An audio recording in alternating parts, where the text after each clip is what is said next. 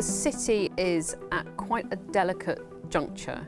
The London stock market has been suffering from an outflow of investment. Tech startups in the UK are being tempted to list on NASDAQ. That means that the returns that those companies make will go to overseas investors. At the heart of the problem is the UK's flawed pension system. You're only going to revitalise the UK if we can get pension funds investing again into risk areas of the economy.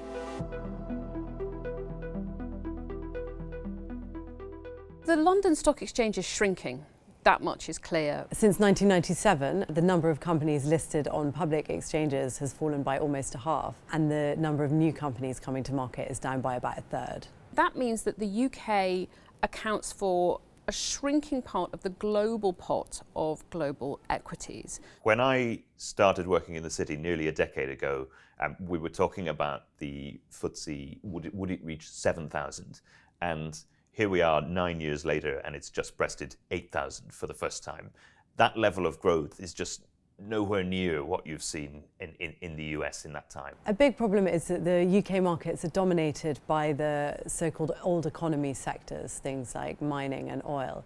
These are not the sorts of investments that get a lot of asset managers out of bed in the morning excited about putting money to work in. The new economy, tech, artificial intelligence, all of that stuff is just not here.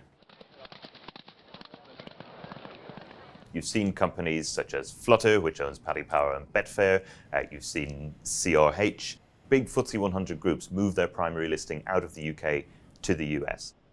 Even the really big oil companies like Shell, even the fact that it had crossed their mind to maybe leave Europe, maybe leave the UK, this was the wake-up call, I think, that the city really needed to start taking this seriously. London, a typical day on the stock exchange with members engaged in the busy round of buying and placing shares. In an ordinary market, what you'd normally have is companies replacing them. And so that ordinary churn is a normal part of a vibrant capital market. I think the fact that IPO activity, both in London and globally, has been so subdued for the last couple of years, obviously places a greater emphasis and focus on those companies that have made those decisions.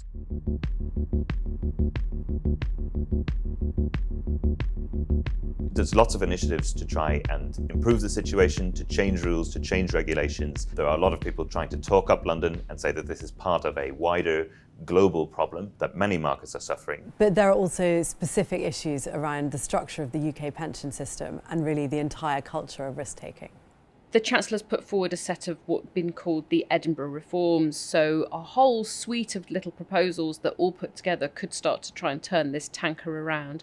I think there's bipartisan support for this, so I think that whoever is the next government, I think this kind of impetus will remain there. We will have a general election on the 4th of July.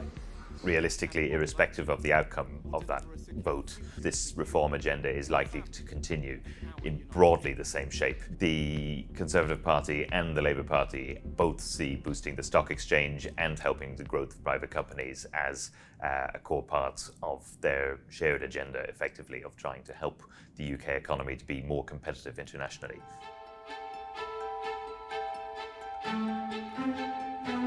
I don't think it'll take very much for people to see the attractiveness of London rekindled, and certainly we're making sure there are going to be no regulatory barriers to that. The history of our stockbroking goes back to about 1670, when our foreign trade began to expand. I think the listing rules in the UK haven't changed substantially in quite a long time. So I think this is an opportunity to put London back into a global context. There is a bit of negativity and declinism at the moment about London's position, and I think it is wholly misplaced because it's based on a misunderstanding of some bigger trends that are happening from which London and the UK are incredibly well placed to benefit from.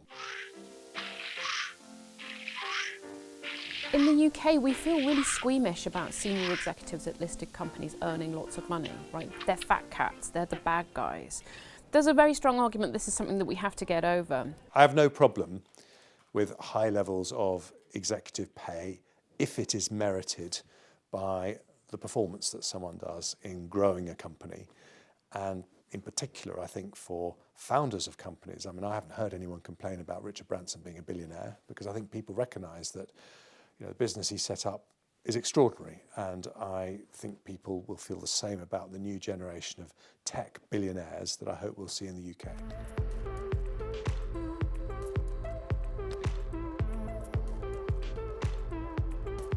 My name is Matthew Scullion. I'm the CEO and co-founder of Matillion. We're about 450 people. We were founded in 2011, and we sell our software all over the world. We wanted to be at the intersection of two megatrends, cloud and data. Around 2014, we developed some technology for our own use, actually. And once we got it finished, it worked so well, we could feel that sucking sound of need from the market, and consequently we needed to grow our business quickly. That's why we've raised $300 million. So the UK is now the third trillion-dollar tech ecosystem in the world. The UK has a phenomenal position. It's got a lot of the ingredients to really drive a huge amount of economic growth in the UK. If you look at the last decade, more unicorns in this country than anywhere other than the US and China. So I think that's a pretty good record and a good base for us to start from. Outside the US, we have the largest financial services ecosystem, which means that we are getting the innovation that's leading to the tech startups and the financing that means that it really is credible to want to be the world's next really giant tech hub. Could you really recreate Silicon Valley in the UK? I mean, dream big, sure, but there's an awfully long way to go before we get there.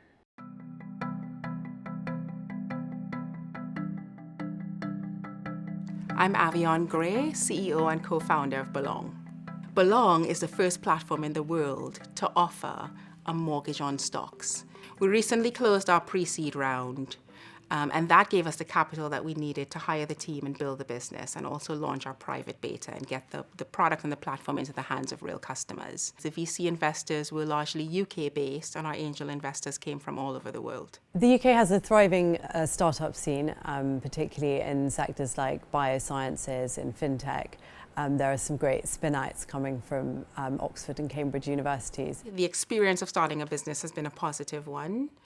Firstly, we have been very impressed by the pool of talent that we've been able to tap into. There's also a very impressive sort of cottage industry of tech providers that sort of surround fintech businesses like Belong. At the startup and scale-up phase, a lot of the government schemes have been fantastically successful, and you can see that in the number of unicorns that the UK is creating.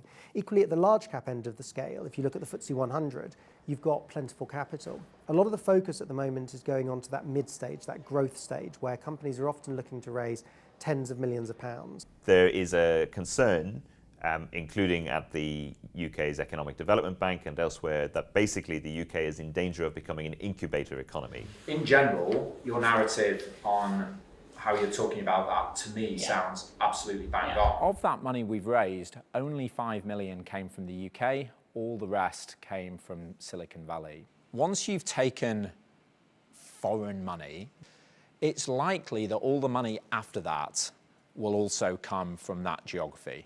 And by the time you come to a liquidity event, your cap table will mostly be foreign investment, and as importantly, your board will mostly be representatives of that foreign investment, making it more likely that the company ultimately trends towards becoming a company headquartered outside of the UK or bought by an American company or whatever. In the past decade, more than 5,000 UK startups have been bought by corporate buyers, many of them, again, outside the UK. If the UK is going to drive economic growth, it needs to be able to finance and keep those companies into the long term. And that means being able to take them all the way from startups, all the way through scaling, all the way to being worth hundreds of billions of pounds, global companies, but doing it from the UK. The typical playbook for investments with UK private investors is to invest in companies where they know that they can increase the value of those companies, and they work to increase the value and minimize the risk of losing out. I like to describe it as 3x and don't lose your shirt. Unfortunately, what you will never get is Apple or Google or Netflix. You know, I'd like to see a British Alphabet. I'd like to see, a British Microsoft.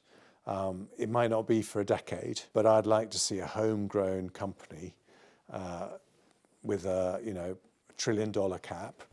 The entire FTSE 100 is worth less than Apple, and he wants to create something of a similar scale in the UK within a decade. If he succeeds, that would absolutely dwarf what is already on the FTSE. The UK stock market would have to be on a totally different trajectory in another world to what it is now for that to be the case within 10 years.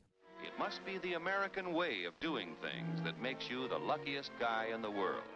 The US understood that low interest rates created a perfect environment for getting small companies off the ground and making them enormous and making them incredibly successful, fueled by cheap debt. So can the UK recreate that trick in an environment where interest rates in a lot of major economies are standing at about 5%? It's a really big ask. I wouldn't say that it's impossible. I'm not pessimistic about this necessarily, but it's a really, really tough task.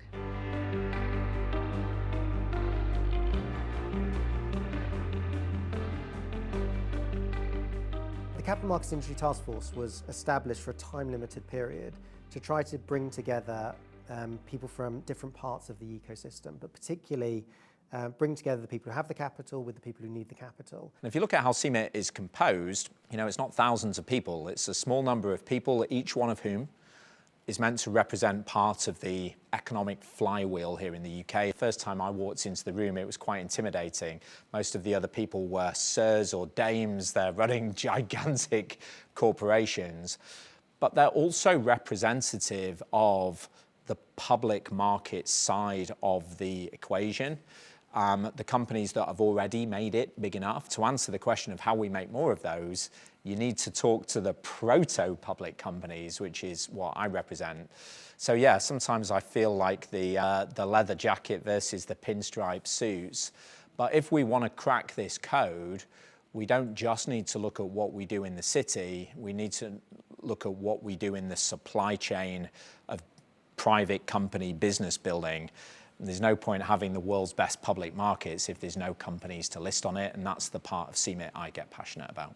And suddenly you have bigwigs from across the city, some kind of very influential people that are scurrying around behind the scenes, pulling every lever they can think of, pulling every string they can see to do all of the many hundreds of little tiny things that we need to do that will add up to a whole of possibly turning this around. So the next logical question you have to ask is, what do we need to do to really fire up our financial services sector, but also why our pension funds invest so little in the UK, where in other big markets you could count on a big amount of domestic pension fund investment to support any IPO. One of the things that the Chancellor Jeremy Hunt has been talking about recently in his latest budget is saying that he wants UK pension systems to just explain how much of their portfolios is held in UK equities. To my mind, this is the thin end of the wedge. I think pension systems are going to start coming under a lot more pressure to put more money to work in UK equity markets, in UK stocks. The issue with that is when you talk to people who manage pension funds for a living, they don't want to be told what to buy by Jeremy Hunt or Rachel Reeves or anybody else. They want to do what is right. They want to get the best returns they can. We're at a bit of a kind of, slightly at loggerheads here. So we're sitting here in the storage centre for the National Science Museum, and we are surrounded by British innovation, stuff that's gone back over a couple of 100 years of proper risk-taking. And the key, to my mind, that we face is, are we seeing the risk-taking today being funded in the UK to allow this to perpetuate into the future? So Schroders started as largely a public markets business, running listed equities around the world for our clients.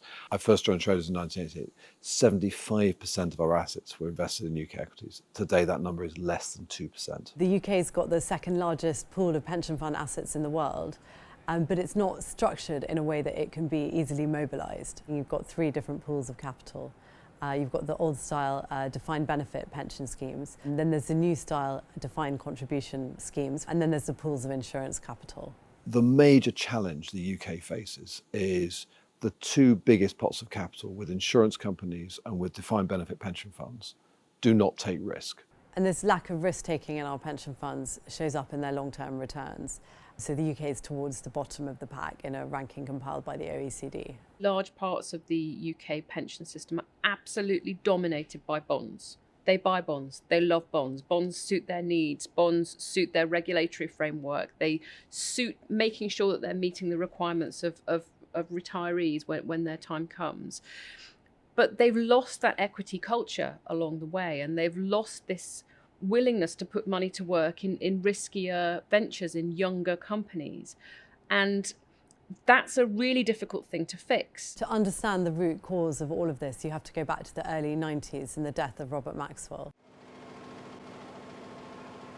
So after he died and his publishing empire collapsed, it turned out he'd been pillaging the pension fund to prop up some of his companies. And regulation responded to that by reducing the amount of risk that pension funds could take with their assets, pushing them to invest in bonds in particular, which were seen and are generally seen as lower risk. But that had the effect of pushing money out of equities.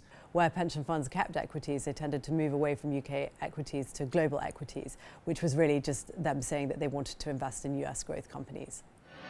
People from all walks of life, workers, farmers, housewives, all of us send our dollars to work in our business system in the hope of earning dividends or interest on our investment. That is a huge contrast to the natural domestic bias that nearly every other country will have, which is somewhere perhaps 20-25%, depending on the country. And yet we've got some of the best science and technology and businesses in the world. What we are doing is absolutely in the interests of pension fund holders, of people who are going to be needing to draw down a pension at the end of their lives. It just instinctively feels ridiculous that the UK has the only big pension system in the world that is underweight its own home market. This doesn't happen anywhere else. It's only the Brits could do this. But this just feels like something that can and should be tweaked so that we can start to turn it around.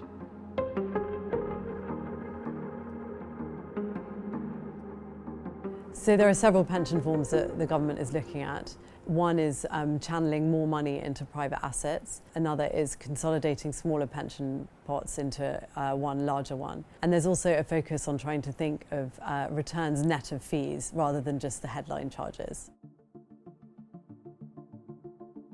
My name is Nick Janza, and I'm responsible for Ontario Teachers' Pension Plan in Europe. Ultimately, our fiduciary duty is to deliver returns to our members, and having the choice as to where to invest those, we believe, is the best path to success.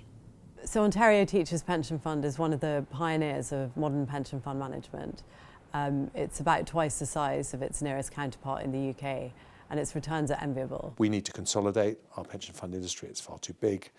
We need to make sure that the regulatory structure rewards people who invest for long-term returns. Financial services is an area where we believe there's good growth within the global economy. So 7IM is a vertically integrated UK wealth management company. We had been tracking and monitoring it for about 3 years, and when the company came up for sale, we were able to move very quickly and directly because we are an active investor. Within the UK specifically, could be anything from helping start-up ventures all the way through to companies that are growing and trying to help and offer services, something like Busy Bees, for example, in terms of the childcare sector, through to infrastructure at the other end, which could be something like our investment in the Scottish and Southern transmission network. I think there's something like 62 million individual pension pots in the UK that have never been aggregated. Overseas, the Australians, the Canadians have done a great job of making those pools of capital scalable. I don't think we have the same savings and investment culture that you do in the US, where everyone has their 401k. I think we could do a lot more around financial literacy. The amount of money which is flowing into people's savings is nothing like sufficient to provide for them in retirement. But even when it gets into their pension pots, it's then directed to low returning assets that are low risk. So at every stage, we've got things that are aiming off and producing less return. And one thing that always strikes me is that in the pandemic, in lockdowns, Americans got checks in the post, right? Uncle Sam sent them some money because they couldn't go to work. And what did Americans do with this money? A lot of them punted on stocks. Now, in a million years, if you sent a check for £1,000 to the average Brit, there is no way on God's green earth they would start punting around in the stock market with that money. We just think differently. We have a different sort of culture around money, and that is a much more difficult thing to fix. There's a tremendous urgency here, and this is not about the City of London, it's not about bankers in suits, it's about the prosperity of the entire country.